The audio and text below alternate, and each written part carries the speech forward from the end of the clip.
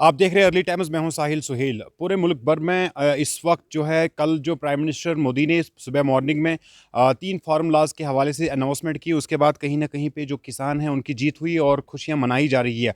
जम्मू कश्मीर में भी कांग्रेस पार्टी जो लगातार किसानों के हित में बात कर रही थी, उनका क्या स्टैंड है इस वक्त, क्योंकि जो किसान लीडर है, किसान नेता है, वो अभी हटना नहीं चाहते हैं कि जब तक ये पार्लियामेंट के अंदर बिल ना लाई जाए और एक प्रॉपर चैनल के जरिए इसको स्क्रैप किया जाए इन तीनों कानून को। और इस हवाले से क्या कांग्रेस जम्मू कश्मीर में उनकी क्या आगे के फ्यूचर प्लान्स है, क्योंकि यहाँ पे भी इस तरह के डिसीजन लिए गए हैं, बहुत सारे डिसीजन जिनका रिवर्सल जो कांग्रेस चाहती है। मेरे साथ बात करने के लिए रमन बल्लाजी मौजूद है, जो साबिका वजीर भी रहे हैं, कांग्रेस पार्टी के सीनियर लीडर है। रमन बल्लाजी, मुझे बताइए, आपकी कल जो अनाउंसमेंट हुई प्राइम मिनिस्टर मोदी से, कितना जो है उससे एनकरेजमेंट कांग्रेस को मिली है, और आने वाले टाइम में कांग्रेस किस हिसाब से आगे पॉलिटिक्स कांग्रेस तो स्टार्टिंग से जब ये काले कानून लगाया गया और विदाउट डिस्कशन हेस्टी डिसीजन ले गया, कांग्रेस ने उसी क्षण उसी पल राहुल गांधी जी के नेतृत्व में ये आवाज़ उठाई थी कि ये काले कानून है, वापस लेने चाहिए।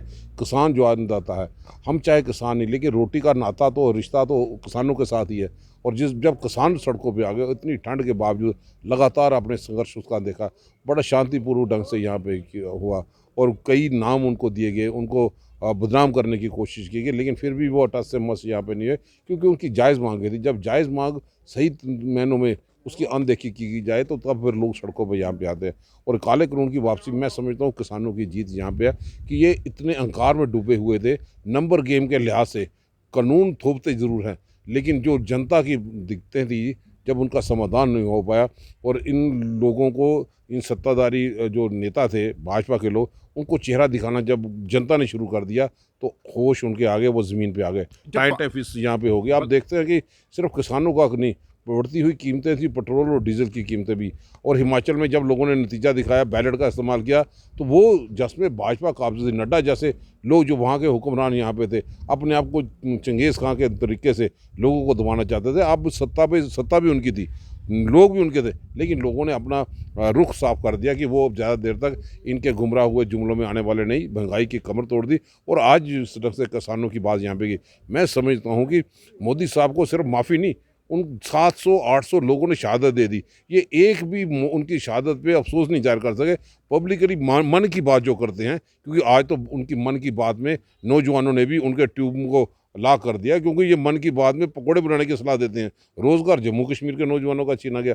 और आज उसी जंग से किसानों के सिलसिले में जो शहादत हुई, उनसे माफ़ी मांगनी चाहिए। उन लोगों के को प्रॉपर तौर पे कंपनसेट करने की ज़रूरत है यहाँ पे। ये जितने भी नुकसान लगातार यहाँ पे हो गए इतनी देर के अंदर किसानों के संघर्ष में, क्योंकि ये आज वो महसूस करते थे कि कांग्रेस ने जो आवाज़ बुलंद की, वो जायज़ मांग थी। ये जो कल डिसीजन आया, प्राइम मिनिस्टर मोदी की तरफ से अनाउंसमेंट आई, उसमें जो ऑब्जर्वेशंस आ रही है, कुल मिलाकर बात ये है कि ये कहा जा रहा है कि यूपी में चुनाव होने वाले हैं, चुनाव के डर से जो है भारतीय जनता पार्टी ने इस तरह का फैसला ये लिया। साफ ज़ाहिर ये हो गया। ये कांग्रेस ने भी एक्सेप्ट किया है कि भारतीय ये भारतीय साफ जनता पार्टी ज़ाहिर हो पॉलिटिकल गया। इंटरेस्ट के लिए। ये अंबानी और अडानी की सरकार थी, ये कभी भी नहीं उठती। लेकिन जब हिमाचल के जनता ने फैसला दे दिया और उनको लगा कि 2024 के हम गुमराह करके लोगों को बोलते कि अब की बार भी 2024 में जो खोखले नारे थे, सबका साथ सबका विकास, वो सारा उसकी टाइम टाइम तो फिक्स हो तो गई। मतलब आपका एडमिट करते हैं इस चीज को कि चुनाव के डर से गवर्नमेंट डिसीजंस रिवर्स करती है, ना कि अपोजिशन के डर से। विपक्ष के डर से, विपक्ष ने उस दिन जब सदन ही नहीं चला तो कहाँ पे ये सत्ताधारी पार्टी नंबर गेम तो ले गए, लेकिन ज़मीनी सतह पे कहाँ पे हैं। हरियाणा में इनका वो जनसभा को करना मुश्किल हो गया। पंजाब में लोगों की दिक्कतें यहाँ पे आ गई। जम्मू कश्मीर में इस ढंग से जो लोगों की दिक्कतें यहाँ पे, उसका समाधान कहीं नहीं। ये सिर्फ अपनी एजेंडा, पर्सनल एजेंडा, ईगो को सेटिस्फाई तो करने के लिए आप यहाँ ये पे नहीं लगे। मानते हैं कि अपोजिशन की वीकनेस के चलते ही मोदी सरकार ने 5 अगस्त 2000 को इतना बड़ा डिसीजन लिया? एक जम्मू कश्मीर स्टेट थी, अपनी पहचान थी, उसको डिग्रेड किया। वो अपनी ईगो को, जिस ढंग से अहंकार में थे, सत्ता का एक बार सत्ता आ गई तो वो अपने आप को चंगा खा समझने लगे। आप देखते हैं, इसीलिए हम चाहते हैं कि गुरुपुर के दिन इन्होंने ये कानून वापस लिए अचानक। जम्मू कश्मीर भी ऋषि मुनियों की धरती है, ऊपर वाला भी इन पर कृपा करे ताकि ये इनका दिमाग जो है ठनक जाए, अहंकार से डूबे। इसलिए हमने जन जागरण अभियान किया, एक तो लोगों को जगाने के लिए कि उनकी जो दिक्कतें हैं हम उनके साथ खड़े हैं, और सरकार को भी जगाने के लिए कि अहंकार में जो डूबे हो, अब आप जाग जाओ। आप ज़्यादा देर तक आप सत्ता पे काबज़ नहीं रह पाओगे, क्योंकि लोग आज उठ खड़े हुए हैं। ये जन जागरण अभियान, और जन जागरण अभियान में ये बढ़ती हुई कीमतें, महंगाई की मार, किसानों की अनदेखी और जम्मू कश्मीर में भी नौजवानों की अनदेखी।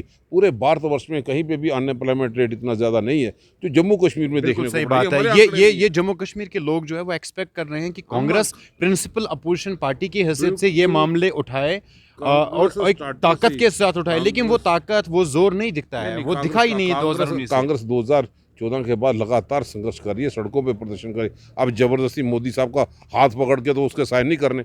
हमने आवाज़ बुलंद किया, वो शिकारे वालों की आवाज़ हो, टूरिज्म पोटेंशियल ख़त्म कर दिया, टूरिस्ट डेस्टिनेशन सेंटर ख़त्म कर दिए, पिलग्रिम रियासत जहाँ पे थी। तो आए दिन मैं समझता हूँ कि जो आम लोग जिन चीज़ों से वाबस्ता यहाँ पे हैं उनकी अनदेखी इस भाजपा की तरफ से किया। अब तो यूटी का डायरेक्ट कंट्रोल है। आप लॉ एंड ऑर्डर प्रॉब्लम देख लो, आप बॉर्डर में रहने वाले लोग देखो लो, आप पुंछ ज़िले में देखो कि कितना बड़ा एनकाउंटर बाद में क्या निकला।